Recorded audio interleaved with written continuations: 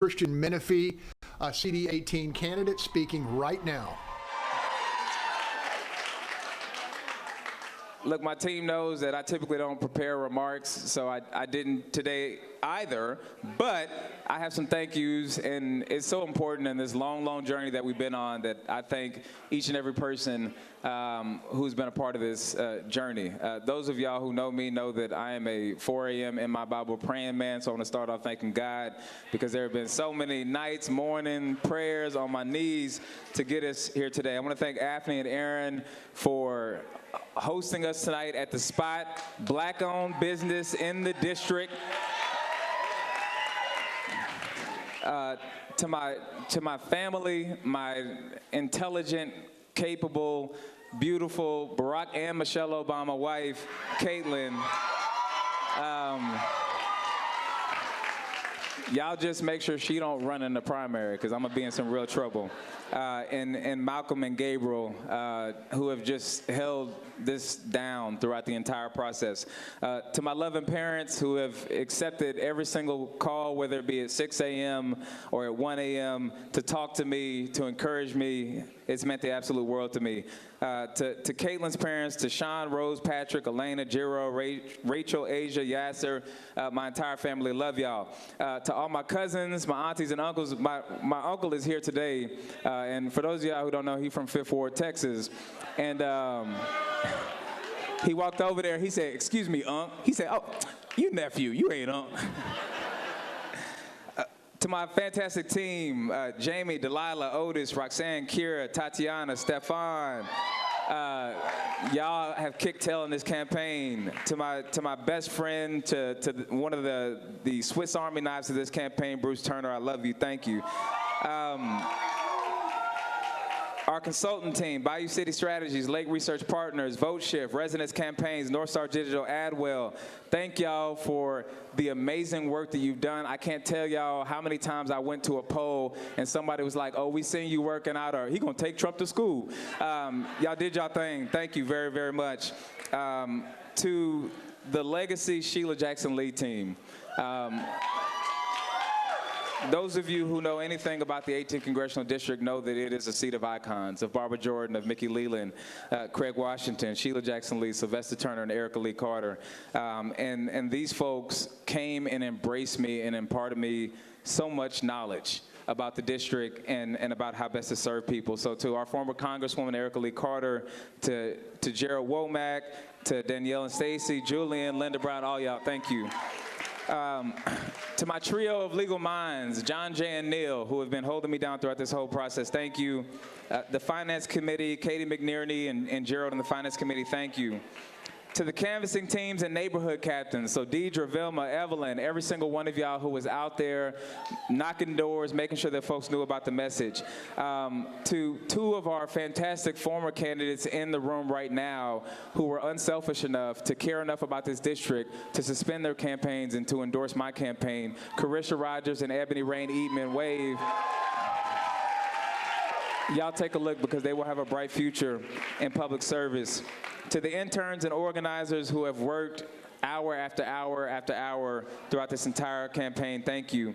And to the volunteers, to every single person who knocked doors, who gave $1, who hosted a fundraiser, who made calls, who made text messages, thank you. To the many organizations who supported us, from the Congressional Progressive Caucus to Leaders We Deserve, to local organizations like the Caucus, HBAD, and many, many others. To my labor family, especially the Teamsters and TWU and all those folks who are here today. And then, of course, to the elected officials who show so much love. To, God willing, my future colleagues, Greg Kassar, Lizzie Fletcher, former Congresswoman Erica Lee Carter, and, of course, Jasmine Crockett, who have shown so much love to us. To the many, many other elected officials in Harris County and Houston who had my back and who were there with me. And then lastly, to my brothers in this political thing who I met in like 2016, we sat and said, you know what, we're gonna do everything we can to serve our communities. And things have gone pretty well since. Otis Evergaro and Chris Hollins, I love y'all. Look, y'all, this has been a journey. I was sitting back thinking about how I got elected to office just 4.5 years ago. to a position that nobody ever heard of, the county attorney's office. But I did something that folks typically don't do in politics. I shut the hell up, I put my head down, and I got to work on behalf of our communities. We went out and filed the lawsuits against companies trying to expand landfills more deeply in the neighborhoods, and we did it without the cameras, without the glitz and glam. We did it because it was about the work. We went after folks who were using deed fraud to steal homes out from elderly black and brown people who had worked so hard to get their lifetime home. We went after them without the cameras, without the glitz and glamour, but because it was the right thing to do. There's something to be said about when you see people and what they're going through in communities, and you fight like hell for them each and every day. And here we are 4 years later, coming from an office like the county attorney's office, and in one of the most historic seats in this nation, with 16 people in the race, we are in first place.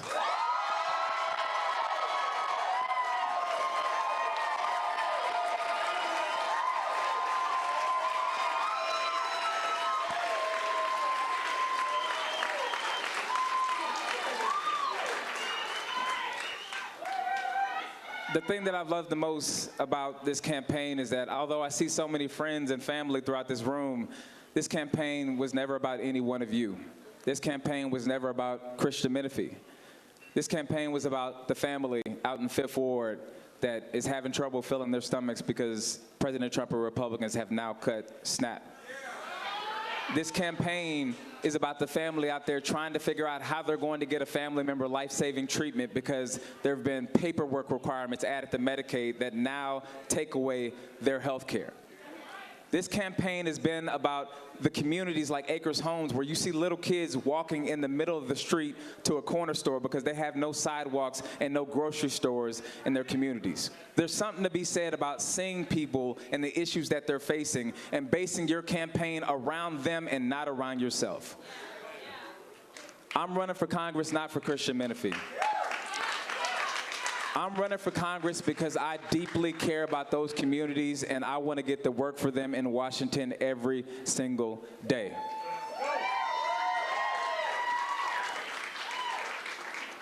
And my plan is to advocate for them.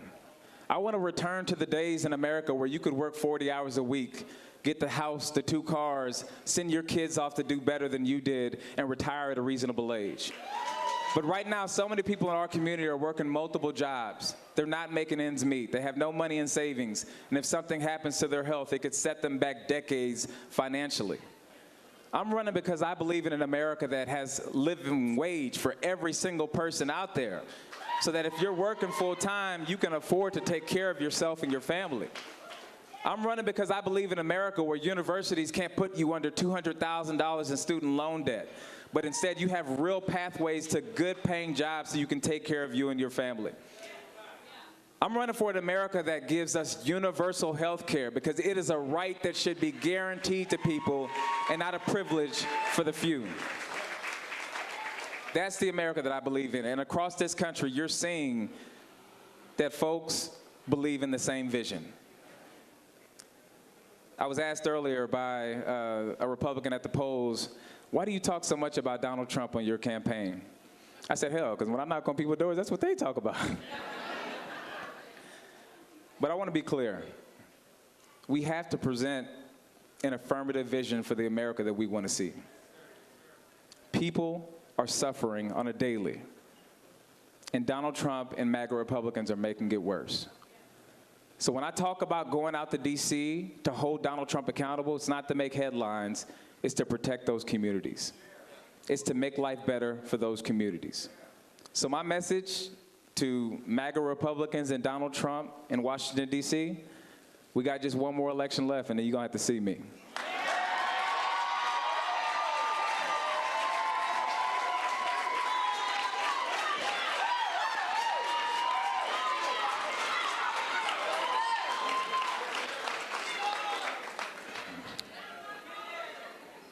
We're in first place tonight, and tonight is a time for celebration. But we have another journey ahead of us. We have another race. And I think what we learned from this first round of voting is that the community is with us overwhelmingly. But I'm going to have to keep running. I am still running. I'm running in the runoff, and I am running in the 2026 primary for the 18th Congressional District.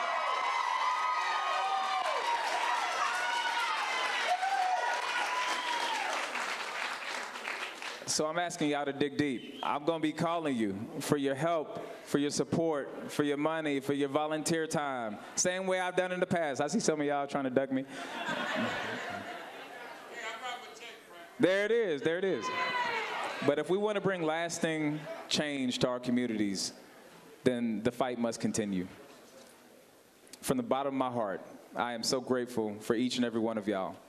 And the promise, the commitment that I leave you with here tonight is when y'all send this campaign to Congress, when y'all send me to Congress, I will work full days, full weeks, full months, full years.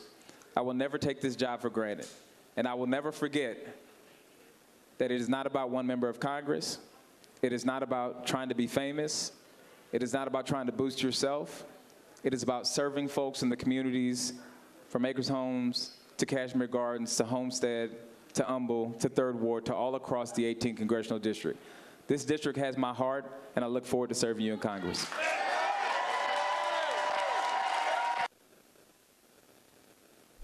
Yeah, you've been listening to Democrat CD18 candidate Christian Menefee, the front runner.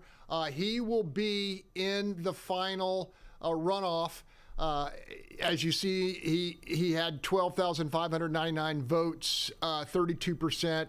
Our friend Mark Jones says he's in. He's a lock for the runoff. What we're still watching is Amanda Edwards and Jolanda Jones in the 2 and 3 position.